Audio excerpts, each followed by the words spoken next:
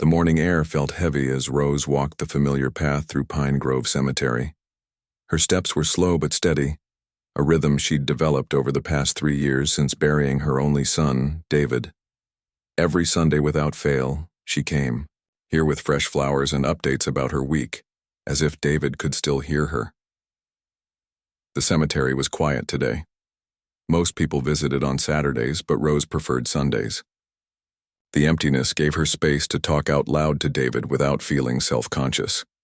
She nodded at the groundskeeper who was trimming hedges near the entrance. He knew her by name now, just as she knew which stones needed stepping around when the ground was wet and which trees provided the best shade during summer visits. "Morning, Mrs. Chen," he called out. "Morning, Bill," she replied with a small wave. As she approached David's grave in the newer section of the cemetery, something seemed off.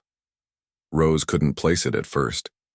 The headstone looked the same, polished granite with the simple inscription, "David Chen, 1998-2022, beloved son who brought light to all." The small potted plant she'd left last week was still there, though the flowers had wilted. Then she saw it, a hole in the ground beside the headstone. Not large, maybe the size of a coffee can, but perfectly round and deep enough that she couldn't see the bottom. Too neat to be from an animal. Rose felt her heart quicken. Who would do this? Was someone trying to disturb her son's grave? She knelt down, her knees cracking in protest, and peered into the darkness of the hole. "Excuse me," she called out to Bill, who looked up from his work. "Could you come here for a minute?" Bill shuffled over, hedge clippers still in hand. He was in his 60s, with a weathered face that had seen decades of people's grief. "What's the matter, Mrs. Chen?" "This hole. Did you or anyone on staff dig this?" Rose pointed to the perfectly round opening. Bill frowned and shook his head. "No, ma'am. We wouldn't disturb a grave site without contacting the family first." He knelt down beside her, squinting at the hole. "Might be from the rain we had Tuesday. Sometimes it washes away the soil, especially in the newer plots where the ground hasn't fully settled." Rose wasn't convinced. "It's too perfect for rain damage." "Could be kids," Bill suggested, though he didn't sound like he believed it himself. "I'll fill it in for you right away." "No," Rose said quickly, surprising herself. "I mean, not yet. I want to understand what caused it first." Bill gave her a concerned look. "Mrs. Chen, I really should fill this in. Cemetery policy. Please. Just give me until tomorrow. I'll come back in the morning." Bill hesitated, then nodded. "All right, but I'll need to report it to my supervisor." "Thank you." After Bill walked away, Rose sat on the small bench she'd donated in David's memory. She placed the fresh tulips, David's favorite, in the stone vase built into the headstone. Something about the hole bothered her deeply. It wasn't just that it existed, but that it felt deliberate. David had been gone for 3 years, 2 months, and 14 days. The car accident had been sudden. A rainy night, a drunk driver, and her world had shattered in an instant. David had just turned 24, had just landed his dream job at an environmental engineering firm. "I'm going to help clean up the world, Mom," he'd told her proudly. Rose had learned to live with her grief. She'd returned to teaching 4th grade after 6 months. She'd started gardening again. She'd even begun volunteering at the community center where David used to play basketball as a kid. But the pain never truly went away. It just changed shape. As the afternoon sun began to cast longer shadows across the cemetery, Rose found herself still sitting there, staring at the hole. She should go home. Her cat would be hungry and she had papers to grade. Yet something kept her rooted to that bench. Finally, she made a decision. Looking around to make sure no one was watching, Rose took out her phone's flashlight and leaned over the hole. The beam illuminated about 2 feet down before darkness swallowed it, but just before the light disappeared, she caught a glimpse of something reflecting back, something metallic. Rose sat back, her mind racing. Should she reach in, call the cemetery office, the police? What if it was just a piece of trash that had somehow been buried when they laid the grave? "Mrs. Chen?" Bill's voice made her jump.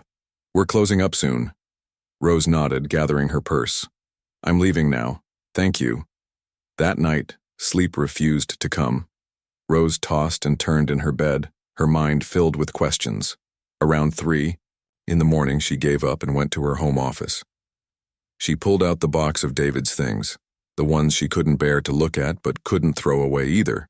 His wallet, his keys, his watch that still had a crack from when he fell off his bike at 12, and his journal, which the police had found in his car after the accident. Rose had never read it. It felt too much like invading his privacy, even in death. But tonight something pushed her to open it. Maybe there was a clue about the mysterious hole, though rationally she knew that made no sense. The journal was filled with David's messy handwriting. Entries about work, about friends, about a girl named Lily he had started dating. And then about 2 weeks before his death, the entries changed tone. Found something today that I wasn't supposed to see. Not sure what to do about it. Talked to HR. They said they'd look into it, not holding my breath. Going to collect more evidence. This isn't right. The last entry was dated the day before the accident. If anything happens to me, everything is in the safe place. Mom knows where, even if she doesn't realize it. Rose stared at the words until they blurred. What had David found? What safe place was he talking about?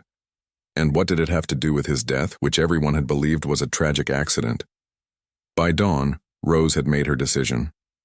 She dressed warmly, fed her cat, and drove back to the cemetery.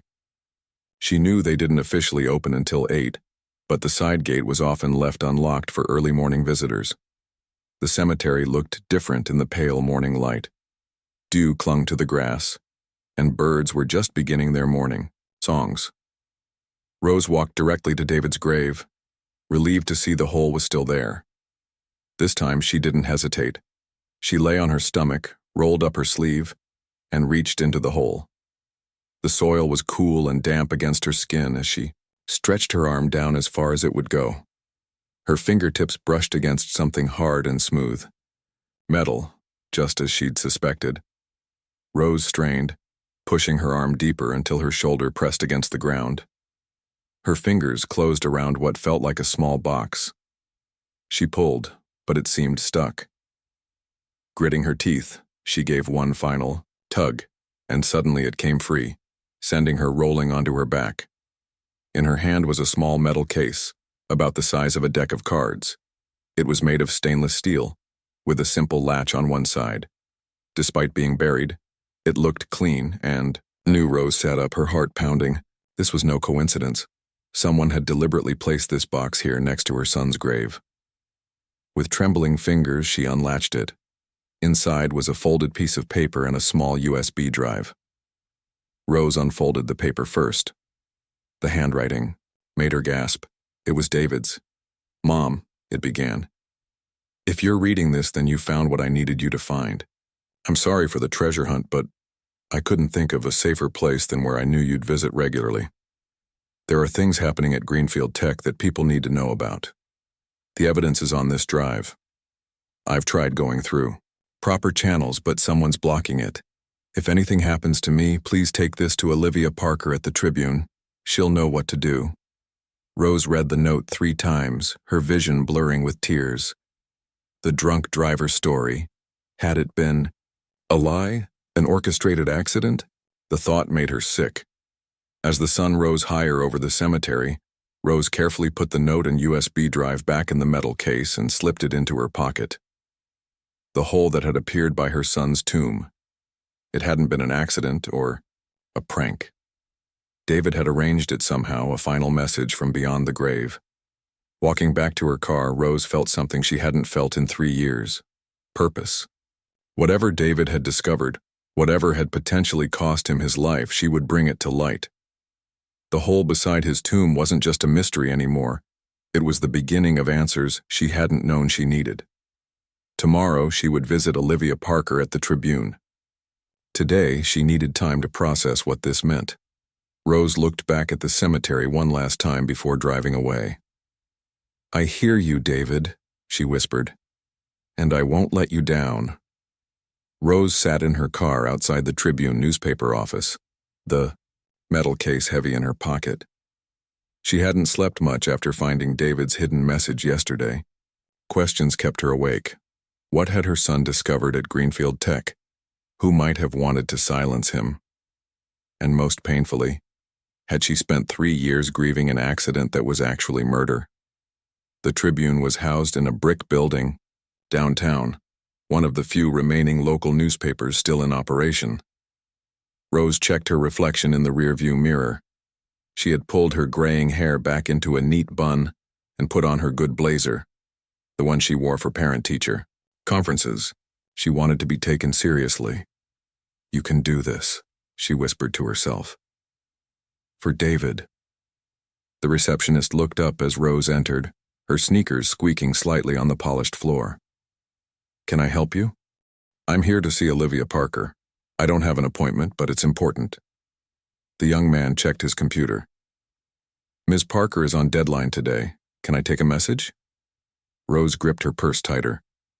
"Please tell her it's about David Chen from Greenfield Tech. He mentioned her in a letter." Something in her tone must have conveyed the urgency because the receptionist picked up his phone. After a brief conversation, he nodded toward a row of chairs. "She'll see you in 15 minutes. Those 15 minutes stretched like hours. Rose watched people hurry past, reporters rushing to meetings or heading out on assignments. The newsroom through the glass doors looked smaller than she'd imagined, just a cluster of desks with computers and a few private offices along the back wall. "Mrs. Chen?" A woman in her early 30s with short brown hair and glasses approached. She wore jeans and a button-down shirt with the sleeves rolled up.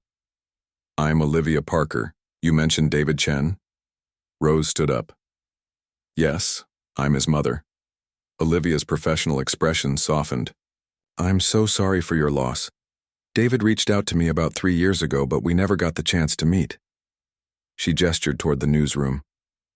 "Let's talk in my office." Rose followed her through the busy newsroom to a small office cluttered with papers, books, and framed press awards. Olivia closed the door and offered Rose a chair. "David contacted me about some concerns at Greenfield Tech," Olivia said, sitting down behind her desk. "He said he had evidence of environmental violations, but he wanted to gather more information before going on record." "Then you believe me?" Rose asked, surprised at how quickly Olivia had confirmed the connection. "About what exactly?" Olivia leaned forward, her reporter's instincts clearly engaged. Rose took out the metal case and placed it on the desk between them. "I found this yesterday, buried beside my son's grave. Inside was a note from David and this." She removed the USB drive and handed it to Olivia. Olivia stared at the small device. "May I?" When Rose nodded, she plugged it into her computer. Files appeared on the screen, dozens of them. Folders labeled water tests, internal memos, disposal records, and photos. Olivia clicked on one of the photos. It showed what looked like barrels being loaded onto trucks at night. "These are dated just weeks before David's accident," Olivia said quietly. "Was it an accident?" Rose asked, the question that had been burning inside her since yesterday. Olivia met her eyes. "I don't know. But I remember when I heard about David's death. It struck me as odd timing, coming right after he'd contacted me about potential whistleblowing." Rose felt a chill run through her. In his last journal entries, David mentioned finding something he wasn't supposed to see. He tried going to HR about it. Olivia nodded, clicking through more files. Greenfield Tech presents itself as an environmental leader. Their slogan is literally, "Engineering a cleaner tomorrow." But there have been rumors for years about their waste disposal practices. She opened a document labeled, "Test Results." "What am I looking at?" Rose asked. "Water samples," Olivia said. "According to this data, these were taken from Creek Bend Nature Reserve, about 10 miles from the Greenfield facility. The levels of heavy metals and chemical compounds are concerning." "Creek Bend?" Rose's voice shook. "That's where the elementary school takes field trips. My students go there every spring." Olivia continued scanning through the files.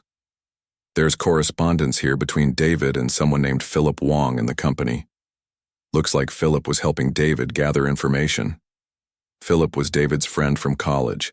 They both got hired at Greenfield around the same time. Rose leaned forward.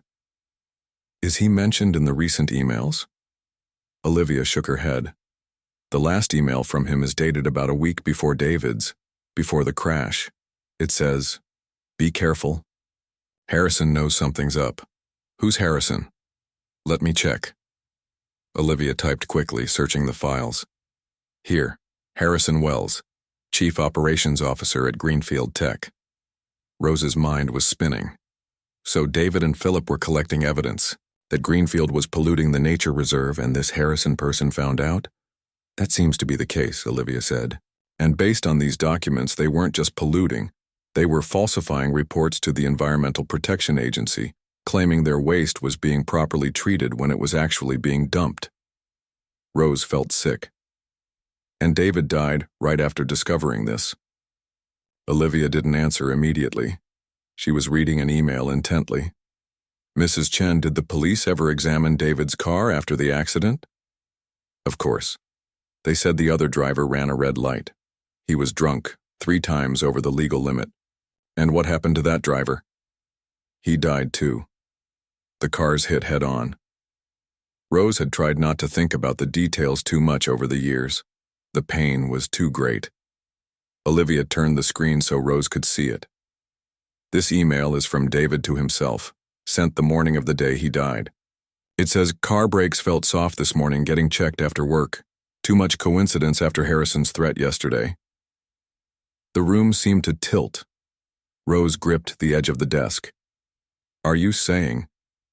I'm not saying anything definitive, Olivia cautioned, but this raises questions that deserve answers. Rose took a deep breath. What do we do now? First, I need to verify this information, Olivia said. Cross-reference it with public records, find independent sources who can confirm these allegations. And I need to try to locate Philip Wong. I might still have his contact information in David's things, Rose offered. Olivia nodded. That would be helpful.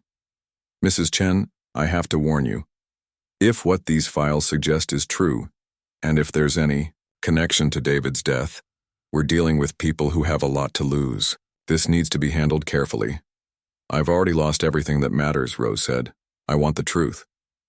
Let me make a copy of these files before you go, for safety. You should keep the original USB drive somewhere secure. Olivia began transferring the files, and we should talk about next steps. As they waited for the transfer to complete, Rose asked, Do you think Philip could be in danger too? It's possible, Olivia admitted. If he was helping David, and if there was foul play involved. She left the thought unfinished. Rose suddenly remembered something. David's apartment. I kept paying the rent for a few months after he died. I couldn't bear to clean it out right away. The landlord eventually packed everything up for me, but I only took his personal items. The rest is in storage at my house. There might be more information there. That's a good place to start looking, Olivia agreed. Whatever David was investigating, he was thorough. There might be physical evidence he kept separate from these digital files. The computer beeped, indicating the file transfer was complete. Olivia handed the USB drive back to Rose. I'll need a day or two to verify what I can from these files, she said. Meanwhile, try to find Philip Wong and look through David's stored belongings. But please, be careful.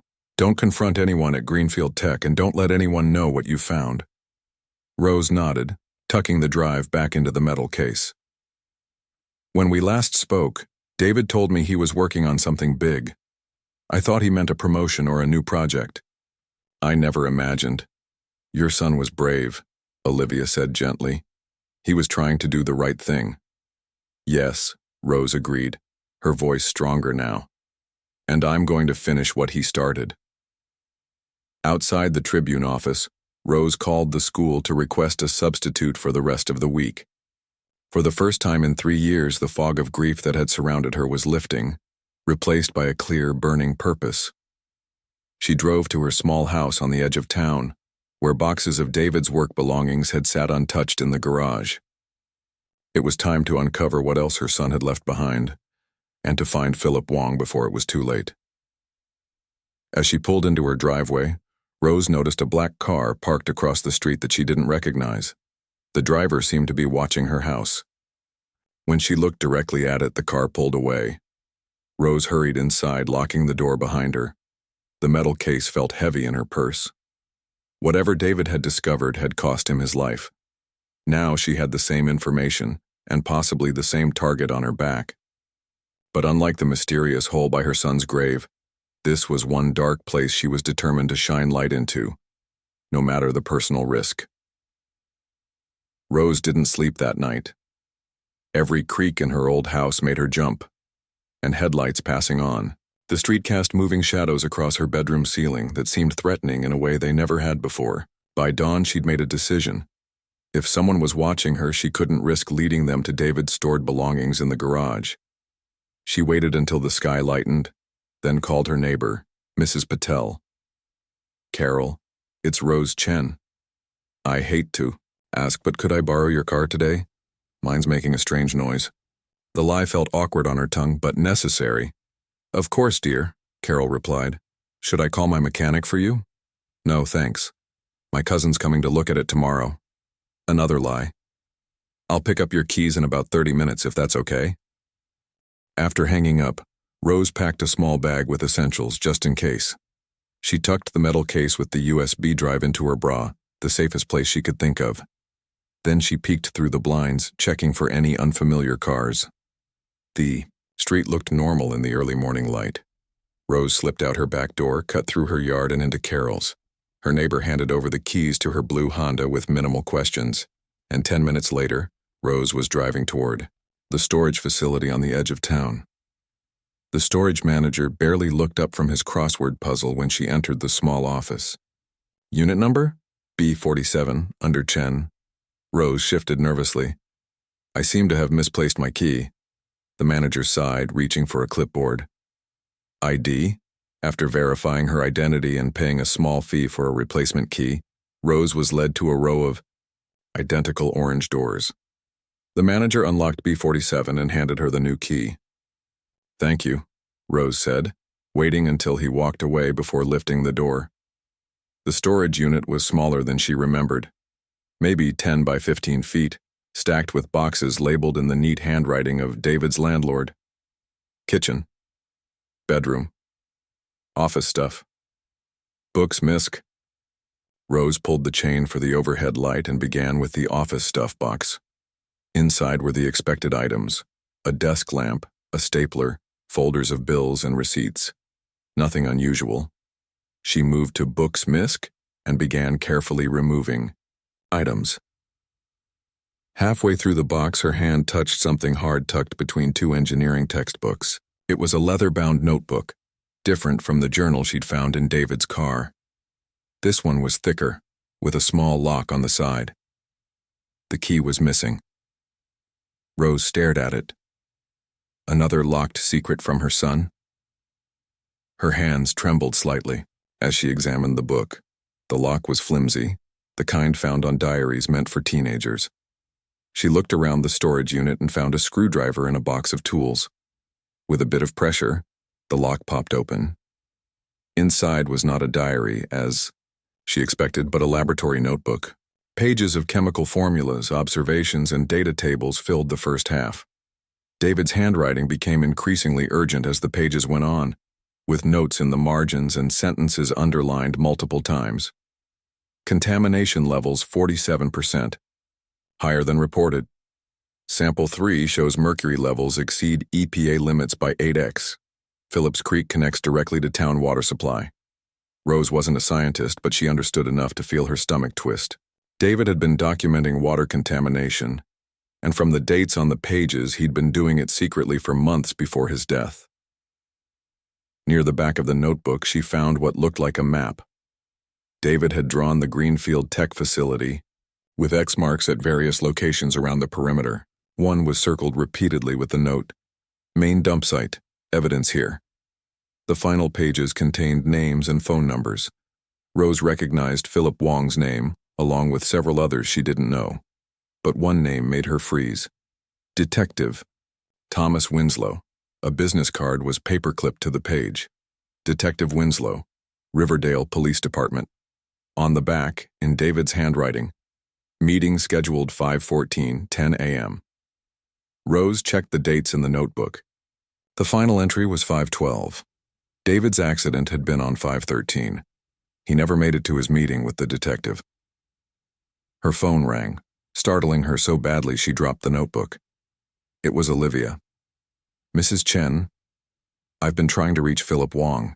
His former colleagues say he left Greenfield Tech suddenly about 3 weeks after David's accident. No one seems to know where he went." Rose picked up the notebook again. "I found something. David had another notebook with scientific data and a map. There's a detective's name in here too, Thomas Winslow. David was supposed to meet with him the day after he died." Silence on the line. Then, "Where are you now?" "At a storage unit with David's things. Is anyone else there? Have you noticed? Anyone following you?" Rose thought about the car outside her house yesterday. "I'm not sure. Maybe." "Listen carefully," Olivia said, her voice tense. "Take what you found and go somewhere public. A shopping mall, a busy cafe. I'll meet you there in an hour. Text me the location. Don't use names or specifics, just the address." "What about Detective Winslow? Should we contact him?" "Not yet. I tried calling the Riverdale PD this morning to get background on David's accident. They were oddly resistant to discussing the case. Said it was closed with unusual restrictions. I want to know more before we approach anyone in an official capacity."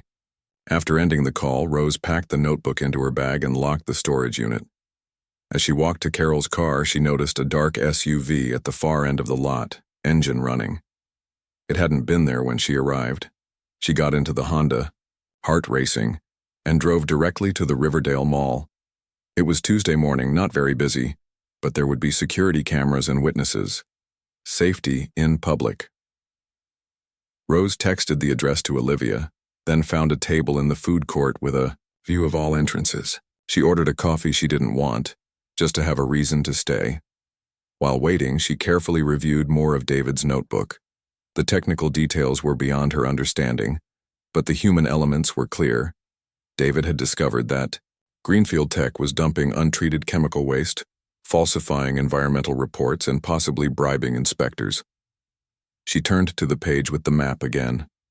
The circled main dump site was located in an area marked Restricted, No Entry. According to David's notes, the dumping happened late at night once a month, on a schedule tied to the facility's production cycle. Next to the schedule was a note.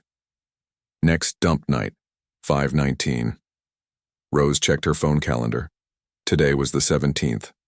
If the pattern had continued in the 3 years since David's death, the next dump would be tomorrow night. "Mrs. Chen." Olivia slid into the seat across from her, looking over her shoulder nervously. "Were you followed?" "I'm not sure. There was an SUV at the storage facility that made me uncomfortable." Olivia nodded grimly. "I've been digging into Greenfield.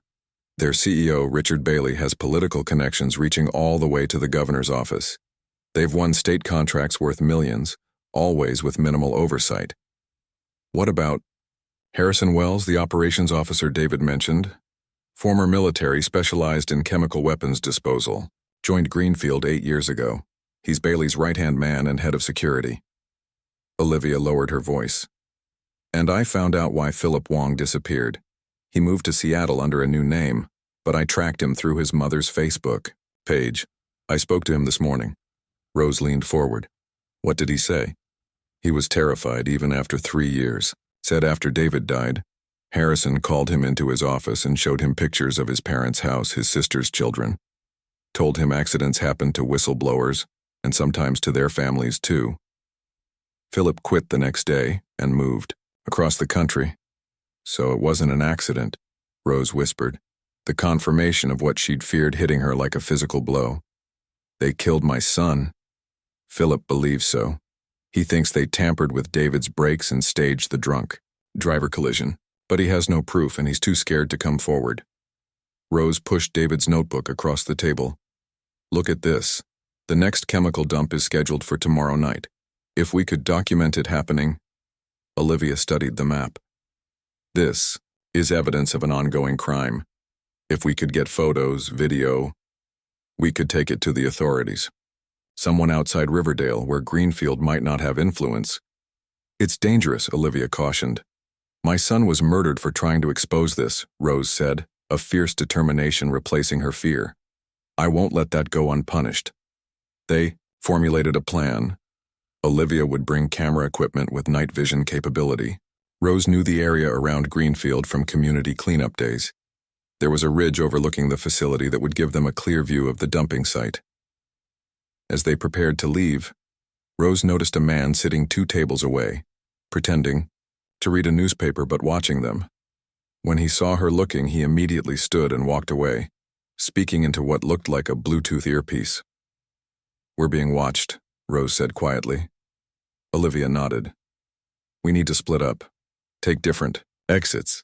I'll call you later from a burner phone. Rose left through the department store, constantly checking behind her. She drove Carol's car in circles for nearly an hour before feeling safe enough to return it.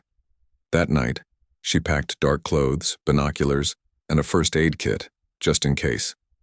She charged her phone and downloaded an app Olivia suggested that would encrypt their communications. As she sat on her couch waiting for tomorrow night, Rose looked at a photo of David on her mantel. I'm going to finish what you started, she promised, whatever it takes. Outside, the same black car from earlier slowly cruised past her house, its tinted windows revealing nothing of who might be inside. Rose drew her curtains and turned off the lights, but she didn't sleep. Tomorrow night they would get the evidence they needed, or they might share David's fate. Either way, there was no turning back now. Rose spent most of Wednesday preparing.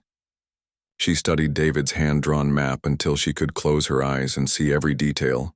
She memorized the schedule he'd noted for the chemical dumps, the security patrol routes he'd marked with dotted lines, and the location of cameras around the Greenfield Tech facility.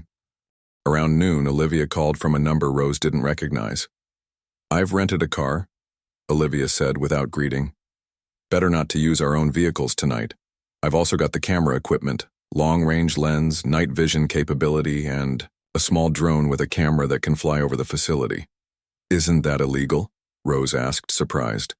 Not as illegal as dumping toxic chemicals into a water supply, Olivia replied. And we're keeping our distance physically. The drone will give us the close-up evidence we need without putting ourselves in direct danger. They agreed to meet at 9 p.m. at a hiking trail parking lot about a mile from Greenfield Tech. The dumping, according to David's notes, typically happened around midnight. As the day wore on, Rose found herself thinking more and more about her son. She took out his high school yearbook and traced her finger over his smiling face. Engineering club president, chess team, honor society. Always the responsible one, even as a teenager. It made sense that he couldn't look away when he discovered what his company was doing. You were too honest for your own good, she whispered to his photo, just like your father. The thought of her late husband brought unexpected comfort. Chen Wei had been gone for 12 years now, but his quiet strength had shaped their son. He's so much like you, she told the empty room. Standing up for what's right, no matter the cost. Evening arrived with painful slowness. Rose dressed in black jeans and a dark gray sweatshirt. She put her hair under a black baseball cap and packed a small backpack with water, energy bars, a first aid kit, and extra batteries for her phone. She hesitated, then added her husband's old Swiss Army knife, just in case. At 8:30, she slipped out her back door and cut through her neighbor's yard to the street behind her house. No one seemed to be watching, but she took a winding route anyway, doubling back several times to make sure she wasn't followed. The hiking trail parking lot was empty except for a dark green rental car with Olivia sitting inside, also dressed in black. Rose tapped on the window and Olivia unlocked the door. "Ready?" Olivia asked, her voice tense but determined. Rose nodded, buckling her seatbelt. "As ready as I'll ever be." They drove with the headlights off once they turned onto the dirt access, road that led toward the ridge David had marked on his map. The quarter moon provided just enough light to navigate without driving off the narrow track. "I've been thinking," Olivia said as they bumped along. "Once we have this evidence, we need to go big with it. Not just local authorities who might be compromised, EPA, FBI, major news outlets all at once. Create so much noise they can't sweep it under the rug. What about Detective Winslow, the one David was supposed to meet? Olivia hesitated. I did some digging. He retired suddenly about 2 months after David's accident. Moved to Florida. No digital footprint since then. You think they got to him too? Maybe. Or maybe he was part of the cover-up from the beginning. Either way, I don't think he's our ally in this. They parked where the road ended and continued on foot, guided by the GPS on Olivia's phone. The ridge was about half a mile away, a steep climb through woods and undergrowth. They moved slowly, using small penlight flashlights only when absolutely necessary. The night was quiet, except for the occasional call of an owl or the rustling of small animals in the brush. As they neared the top of the ridge, Rose felt a growing sense of dread mixing with her determination. This was where David had likely stood, watching and documenting the crimes that eventually got him killed. They reached the overlook just after p.m. Below them, the Greenfield Tech facility blazed with security lights around its perimeter, but the area David had marked as the main dump site was dark. Perfect, Olivia whispered, setting up a tripod for her camera. We can see everything from here. She took out a small black case and removed what looked like a model airplane with 4 propellers. This is the drone. It's virtually silent and has infrared capability for night filming. Rose laid out David's map on a flat rock, using her phone's flashlight to study it. According to this, the trucks usually come from the back loading dock here. She pointed. They drive to this area behind the warehouse where there's some kind of drain or access point to Phillips Creek. Olivia nodded, adjusting her camera. We'll get it all on video. The minutes ticked by slowly. Rose found herself jumping at every sound from the woods around them. What if someone from Greenfield had anticipated they might come here tonight? What if they were being watched right now? Stop, Olivia whispered, grabbing her arm. Headlights. 2 large trucks were moving slowly from the main building toward the area David had marked. They had no running lights, just their headlights, illuminating the path ahead. Olivia began filming with the long-range camera while preparing the drone. Once they're in position, I'll send this up for close-ups.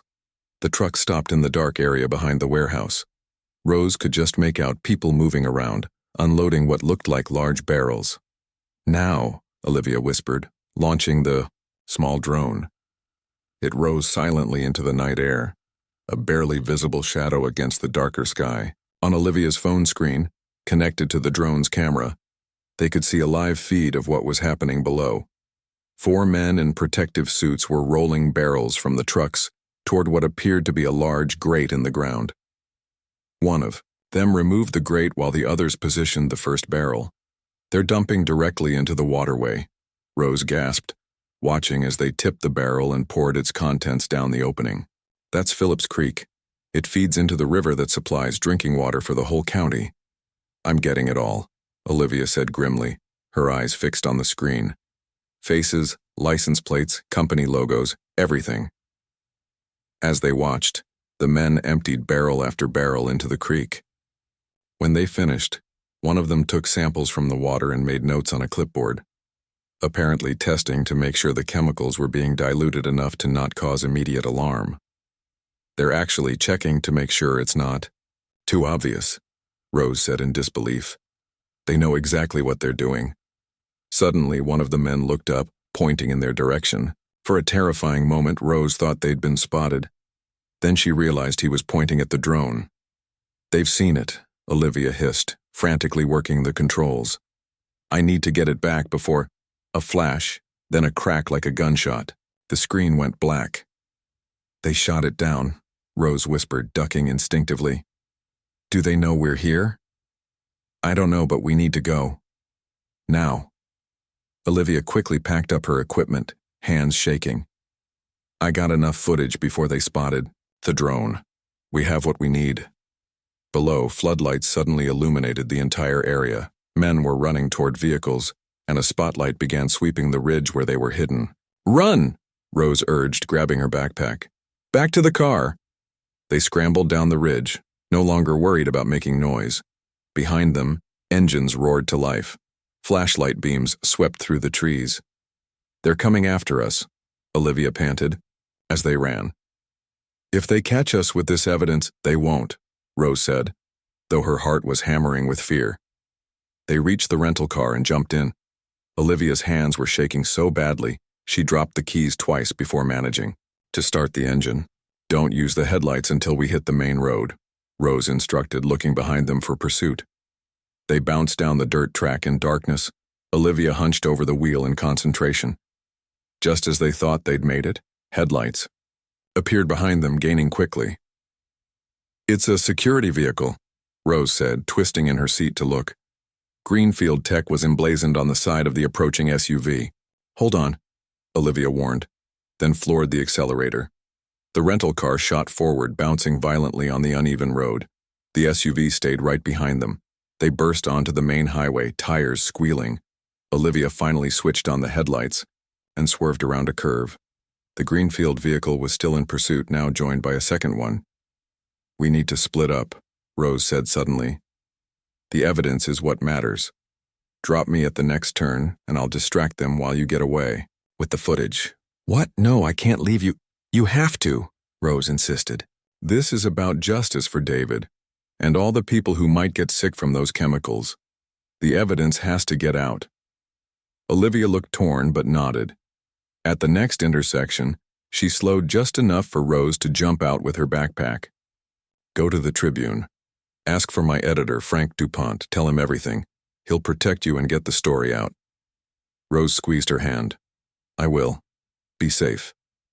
As Olivia sped away with the precious video evidence, Rose ran in the opposite direction, toward the lights of a small gas station about a quarter-mile down the road. Behind her, one of the Greenfield vehicles followed Olivia, but the other slowed, its headlights illuminating Rose. She reached the gas station, breathless, as the security vehicle pulled into the lot. A young attendant looked up in surprise as Rose burst through the door. "Call the police," she gasped. "I'm being followed." The attendant reached for the phone, but before he could dial, the door opened again. A tall man in a Greenfield Tech security uniform entered, his hand resting on what looked like a gun holstered at his side. "Mrs. Chen," he said with a cold smile. "Mr. Wells would like to speak with you about your activities this evening." Rose backed away, bumping into a display of snack chips. "I don't know what you're talking about." "I think you do." The security guard took a step closer. "Your son should have taught you that spying on Greenfield Tech can be hazardous to your health." At the mention of David, something hardened inside Rose. She'd already lost her son to these people. She would not let them stop her from exposing the truth. "You killed my son," she said clearly, loudly enough for the attendant to hear. "You tampered with his brakes because he found out what you're doing to the water."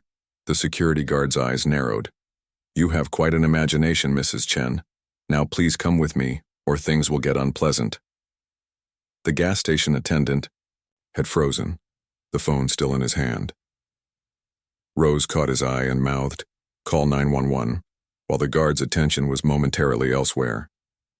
As the young man slowly, subtly dialed, Rose squared her shoulders and faced her son's killer's colleague. Whether or not she walked out of here tonight, the truth about David's death and Greenfield's crimes would finally come to light. And that was all that mattered now. The security guard took another step toward Rose, his hand still resting on his holstered weapon. "Last chance to come quietly, Mrs. Chen." Rose glanced at the young gas station attendant who had finished dialing and was now speaking softly into the phone, his back turned to them. She needed to buy time. "Why did you do it?" she asked, her voice steadier than she felt. "Why kill my son over chemicals in a creek?" The guard's jaw tightened. "I don't know what you're talking about." "I think you do. Harrison Wells, Richard Bailey, the dumping, the cover-up. David was going to expose it all."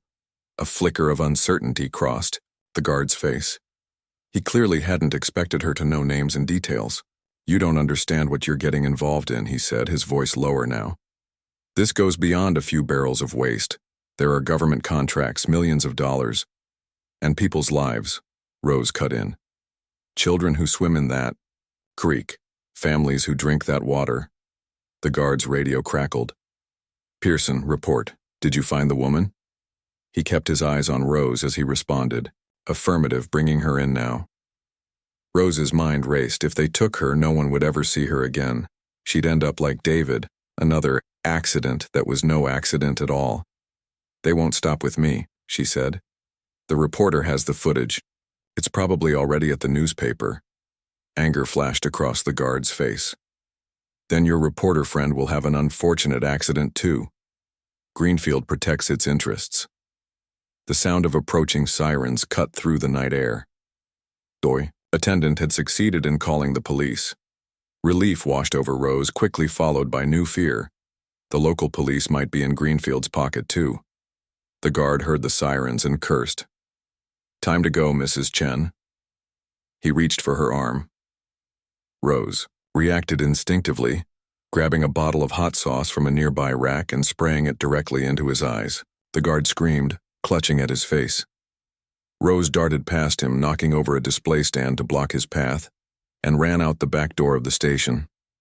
The night air hit her face as she sprinted across the parking lot toward the woods behind the station. She could hear shouting and the wail of sirens growing closer. She plunged into the trees, moving as quickly and quietly as she could in the darkness. Her phone buzzed in her pocket. A text from Olivia. "Made it to Tribune. Frank has evidence. State police contacted. Stay hidden." State police, not local. That was good. Maybe there was hope after all. Rose continued through the woods until she came to a small creek. A tributary of Phillips Creek, she realized with grim irony. The same waterway Greenfield was poisoning. She followed it, staying in the shadows of the trees until the sounds of pursuit faded behind her. After what felt like hours, she reached the edge of town. Exhausted and muddy, she found a 24-hour diner and slipped inside, choosing a booth at the back where she could see the door. The waitress gave her a curious look but asked no questions as she ordered coffee. Rose's phone buzzed again. "Olivia. Where are you? Safe?" "Sunshine Diner on Route 16. Rose texted back. "Guard at gas station. Got away." 3 agonizing minutes later. "Stay there. Frank coming with state police. Don't talk to local cops." Rose sipped her coffee with shaking hands, jumping at every customer who entered the diner. When a police cruiser pulled into the parking lot, her heart nearly stopped, until she saw the state police insignia on the door. 2 officers entered, followed by a heavy-set man with gray hair whom Rose guessed was Frank DuPont. He spotted her and came directly to her booth. "Mrs. Chen, I'm Frank DuPont, Olivia's editor. These officers need to talk to you about what you witnessed tonight." The next few hours passed in a blur. Rose gave her statement to the state police, who treated her account with surprising seriousness. They already had Olivia's footage, which clearly showed Greenfield employees dumping chemicals and the company logo on the trucks. "We've been building a case against Greenfield for months," one officer explained, "but we could never catch them in the act. Your evidence is exactly what we needed." "What about my son?" Rose asked. "His brake lines were tampered with. It wasn't an accident." The officer nodded grimly. "We're reopening that investigation based on the new evidence.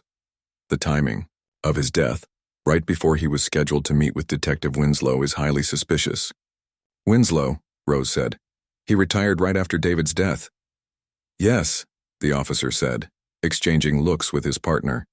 "We're trying to locate him now. His retirement may not have been entirely voluntary." Dawn was breaking when Rose finally left the police station. Frank DuPont had insisted on driving her to a hotel rather than her home. "Greenfield still has people out there," he'd warned. "You'll be safer somewhere they can't find you until the arrests are made." Rose was too exhausted to argue. In her hotel room, she took a long shower, washing away the dirt and fear of the night. As she finally lay down to sleep, her phone buzzed one last time. A text from an unknown number. "Turn on the news." She fumbled for the remote and switched on the TV. Breaking news banners filled the screen. Environmental scandal rocks Greenfield Tech, CEO and executives arrested. Footage from Olivia's drone played, clearly showing the illegal dumping. A reporter stood outside Greenfield headquarters where police were leading people out in handcuffs. Among those arrested is Harrison Wells, Chief Operations Officer, who is also being questioned in connection with the death of whistleblower David Chen 3 years ago. Chen, an environmental engineer at Greenfield, died in what was reported as a car accident just days before he was scheduled to meet with police about the company's illegal activities. Rose's vision blurred with tears. After 3 long years, the truth was finally coming to light. She fell asleep with the TV still on, pictures of Greenfield executives in handcuffs filling the screen. 1 week later, Rose stood beside David's grave, a fresh bouquet of tulips in her hands. The small hole that had started everything had been filled in, the grass already growing over it. She'd never know exactly how it had appeared. Perhaps David had arranged for someone to place the metal box there after his death, or maybe Philip. Wong had done it for him, a final act of friendship and courage. In the days since the arrests, the story had exploded. State environmental officials had found contaminant levels in Phillips Creek more than 20 times the legal limit. Health officials were reviewing cancer rates and unusual illnesses in the area. Class action lawsuits were being prepared. And, most importantly to Rose, David's death was officially being investigated as a homicide. Detective Thomas Winslow had been found living under an assumed name in Arizona, not Florida. After the Greenfield scandal broke, he'd come forward voluntarily, explaining that he'd fled after receiving death threats when he tried to investigate David's accident. His testimony had been damning for Harrison Wells and the others involved in the cover-up. "We did it, David," Rose said softly, placing the flowers beside his headstone. "You started this fight and we finished it." A car pulled up nearby, and Olivia walked toward her, a newspaper tucked under her arm. "I thought I might find you here," she said with a gentle smile. "Have you seen today's front page?" She handed Rose the Tribune. The headline read, "Whistleblower's Mother Brings Down Polluters, How Rose Chen Finished Her Son's Fight for Justice." Beneath it was a photo of Rose standing proudly outside the state capitol building, where she'd testified before environmental regulators the day before. "You're a hero," Olivia said. "People all over the state are testing their water now. Other companies are being investigated. You've started something important." Rose shook her head. "David's the hero. I just did what any mother would do." "No," Olivia said firmly. "What you did was extraordinary. And it's not over. The governor's office called this morning. They want you to serve on a new environmental oversight committee. Your background in education makes you perfect to represent the public interest." Rose looked surprised. "Me? I'm just a 4th-grade teacher." "You're much more than that. You're someone who wouldn't give up, even when it was dangerous. That's exactly who should be watching over our environment." Olivia glanced at David's grave. "He'd be proud of you." Rose felt tears stinging her eyes, but they weren't entirely from sadness this time. "I keep thinking about that strange hole that appeared here. If I hadn't found it, none of this would have happened." "Maybe it was just chance," Olivia said. "Or maybe David found a way," Rose finished. "One last message from my son." They stood together in silence for a moment. Then Rose straightened her shoulders and took a deep breath. "Let's go. There's still work to do." As they walked away from the grave, Rose looked back one last time. The morning sun caught the polished granite of David's headstone, making it shine like a beacon. What had begun as a mother's grief had transformed into a legacy of justice and change. The strange hole beside her son's tomb had indeed changed everything, not just for Rose, but for an entire community that would now be safer because of a son's courage and a mother's determination to uncover the truth. In the months and years that followed, whenever Rose visited David's grave, she would remember not just what she had lost, but what she had found: purpose, courage, and the knowledge that one person's refusal to look away from wrongdoing could truly change the world.